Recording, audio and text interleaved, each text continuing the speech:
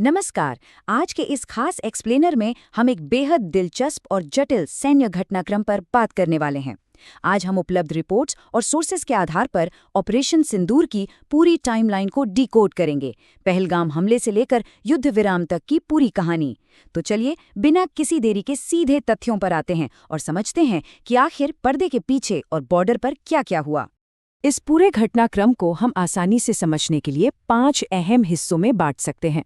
सबसे पहले पहलगाम हमला, फिर कूटनीति और रणनीतिक भ्रम, उसके बाद ऑपरेशन सिंदूर को अंजाम देना, फिर आसमान में हुआ भीषण युद्ध और एयर डिफेंस, और अंत में युद्ध विराम और उसके रणनीतिक मायने।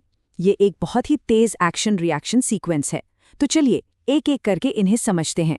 शुरुआत करते हैं उस घटना से जिसने इस पूरे टकराव की नींव रखी, यानी पहलगाम हमला। ये 22 अप्रैल 2025 की वो दुखद घटना है जिसे इस सैन्य कार्रवाई का ट्रिगर पॉइंट बताया जाता है। आगे बढ़ने से पहले उस दिन की भारी मानवीय कीमत को समझना हमारे लिए बहुत जरूरी है। तारीख थी 22 अप्रैल 2025। दोपहर का वक्त था और कश्मीर की बेहद खूबसूरत बैसरन घाटी पर्यटकों से गुलजार थी। लेकिन ठीक 1:30 बजे TRF यानी द रेजिस्टेंस फ्रंट के हथियारबंद आतंकी अचानक वहां पहुंचते हैं और देखते ही देखते कुछ ही मिनट के भीतर 26 बेगुनाह नागरिकों की जान चली जाती है। रिपोर्ट्स की माने तो ये हिंसा पूरी तरह से धर्म के आधार पर टारगेट की गई थी। मारे गए लोगों में छुट्टियां मना रहे नौसेना के लेफ्टिनेंट विनय नरवाल और कलकत्ता के बिटान अधिकारी भी शामिल थे। इन बेगुनाहों की कहानियां स्रोतों में बहुत ही मार्मिक तरीके से दर्ज हैं। लेकिन इस भयानक त्रासदी के बीच इंसानियत और असीम साहस की एक झलक भी देखने को मिली। रिपोर्ट्स एक ऐसे शख्स का जिक्र करती हैं, एक स्थानीय गाइड आदिल हुसैन। जब आतंकियों ने एक पर्यटक पर निशाना साधा तो आदिल अपनी जान की परवाह किए बिना उसे बचाने आगे आ गए और कहा, उसे मत मारो, मुझे मार दो। ये वाकया वाकई दर्शाता है कि इतने खौफनाक माहौल में भी इंसानी जज्बा किस हद तक जा सकता है। अगर हम नुकसान के इन आंकड़ों पर गौर करें तो 26 मौतों में 25 पर्यटक और एक स्थानीय गाइड शामिल थे। स्रोत स्पष्ट रूप से इस बात पर जोर देते हैं कि ये कोई रैंडम हमला नहीं था, बल्कि घाटी में हुई हिंसा की अत्यधिक लक्षित यानी हाईली टारगेटेड प्रकृति को उजागर करता है। और यही वो टर्निंग पॉइंट था जिसके बाद भू राजनीतिक स्तर पर एक बड़ा तूफान आने वाला था। और अब आते हैं दूसरे चरण पर, कूटनीति और रणनीतिक भ्रम। पहलगाम की इस घटना के बाद जो जवाबी कार्रवाई हुई वो न सिर्फ बेहद तेज थी बल्कि कई अलग अलग लेवल्स पर एक साथ काम कर रही थी। देखिए, सबसे पहला एक्शन कूटनैतिक मोर्चे पर लिया गया। कई कड़े कदम उठाए गए जिनमें सबसे बड़ा कदम था 1960 के सिंधु जल समझौते का निलंबन। रिपोर्ट्स बताती हैं कि यह सीधे तौर पर विरोधी देश की कृषि और अर्थव्यवस्था की कमर तोड़ने की एक सोची समझी रणनीति थी। इसके साथ ही तुरंत प्रभाव से अटारी सीमा को बंद करना, वीजा रद्द करना और मीडिया बैन जैसे सख्त प्रतिबंध भी लगा दिए गए। लेकिन कूटनीति के अलावा पर्दे के पीछे एक बड़ी सैन्य योजना भी आकार ले रही थी।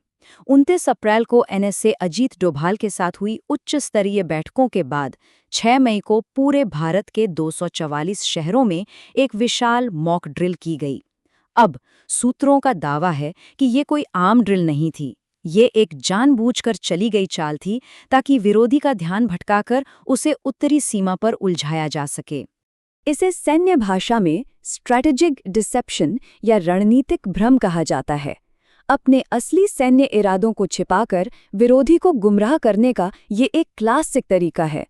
जब पाकिस्तान की सेना इस भ्रम में उत्तर में किसी बड़े हमले की आशंका के चलते अलर्ट पर थी, तब असल स्ट्राइक की तैयारी एकदम खामोशी से दक्षिण में स्थित तंजावुर एयरबेस पर चल रही थी।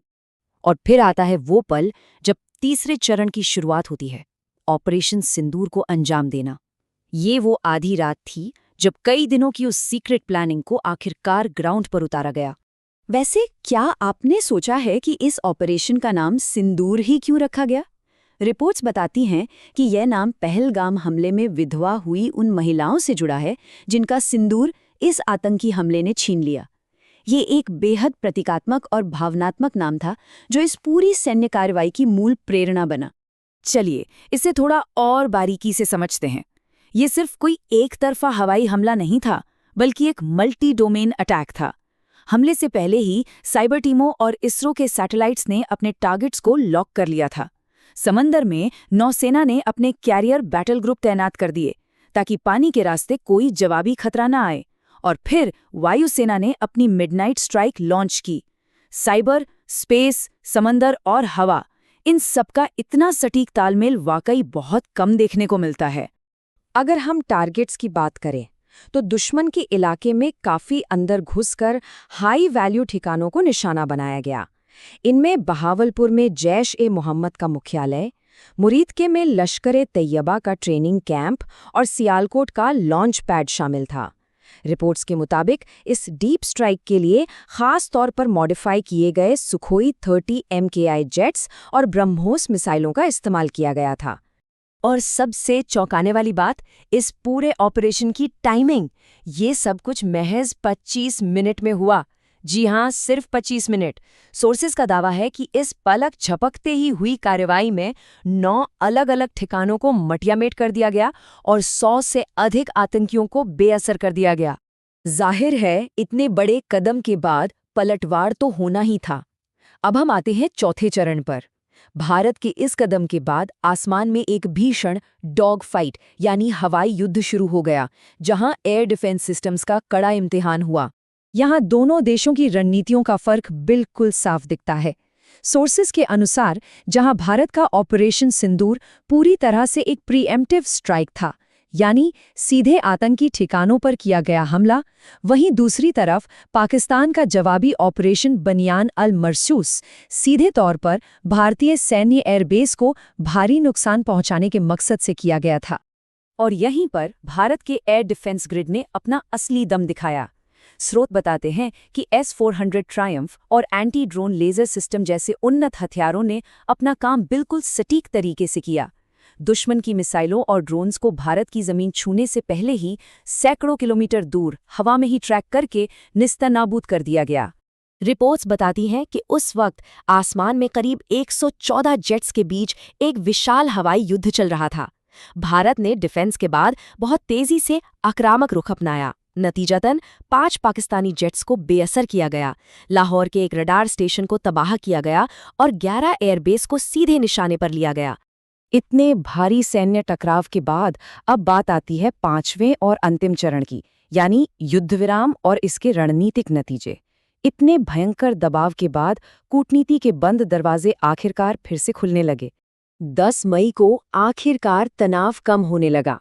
दोपहर करीब 15:35 पर पाकिस्तानी डीजीएमओ ने हॉटलाइन पर कॉल करके सीज फायर यानी युद्ध विराम की पहल की। शाम 5 बजे तक इसे पूरी तरह लागू कर दिया गया। इसके तुरंत बाद भारतीय सैन्य अधिकारियों ने एक जॉइंट प्रेस कॉन्फ्रेंस की, जहां उन्होंने पूरी दुनिया के मीडिया के सामने अपने हमलों की अचूक सटीकता के पुख्ता सबूत पेश किए। इस पूरे घटनाक्रम ने भविष्य की कूटनीति के लिए एक बेहद सख्त लकीर खींच दी। जैसा कि सोर्सेज ने पीएम मोदी के इस बयान को कोट किया है, आतंक और बातचीत एक साथ नहीं हो सकते, पानी और खून एक साथ नहीं बह सकते। रिपोर्ट्स के मुताबिक यही वो नई और स्पष्ट पॉलिसी थी जो इस युद्ध के बाद स्थापित हुई। तो इस पूरे एक्सप्लेनर से हम क्या निष्कर्ष निकाल सकते हैं? सबसे बड़ी बात तो ये रही कि भारत की स्वदेशी रक्षा तकनीक पूरी तरह से खरी उतरी। इसके अलावा सेना के अलग अलग अंगों का जो मल्टी डोमेन एकीकरण दिखा, वो कमाल का था। रिपोर्ट्स ये भी दावा करती हैं कि इस बिजली की तेजी वाली कार्रवाई ने हमेशा से चले आ रहे परमाणु ब्लैकमेल के डर को काफी हद तक खत्म कर दिया है। अब इन सारे तथ्यों और दावों को जानने के बाद एक बड़ा सवाल जो हम सबको सोचना चाहिए, मल्टी डोमेन युद्ध में खींची गई इन नई लकीरों के बाद इस पूरे रीजन में भू राजनीतिक निवारण यानी डेटरेंस का भविष्य कैसा होगा? क्या इस तरह की एडवांस टेक्नोलॉजी और इतनी तेजी से लिए गए फैसले भविष्य में किसी बड़े संघर्ष को रोक पाएंगे? ये एक ऐसा सवाल है जिस पर आने वाले वक्त में यकीनन बहुत चर्चा होगी। आज की इस चर्चा में हमारे साथ जुड़ने के लिए आपका बहुत बहुत धन्यवाद।